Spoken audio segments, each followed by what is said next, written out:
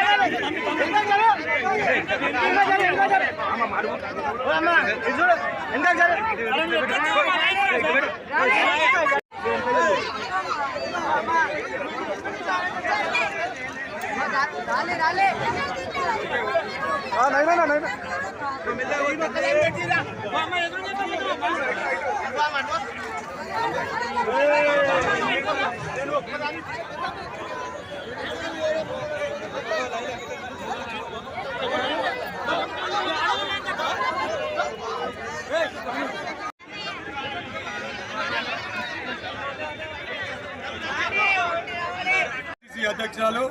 శ్రీమతి సోనియా గాంధీ గారి జన్మదిన సందర్భంగా వరంగల్ తూర్పు నియోజకవర్గంలో కొండా దంపతుల ఆదేశానుసారం కొండా దంపతుల నాయకత్వంలో రాష్ట్ర కాంగ్రెస్ నాయకులు గోపాల్ నవీన్ రాజ్ గారి ఆధ్వర్యంలో వరంగల్ రైల్వే స్టేషన్ ముందట ఇవాళ ఆటో డ్రైవర్లకు ఇలా యూనిఫామ్ పంపిణీ 300 మంది ఆటో డ్రైవర్లకు యూనిఫామ్ పంపిణీ అలాగే భారీ కేక్ కట్ చేసి మాన్యత కార్యక్రమం కూడా గోపాల్ నవీన్ రాజ్ గారు ప్రారంభించ జరుగుతుంది.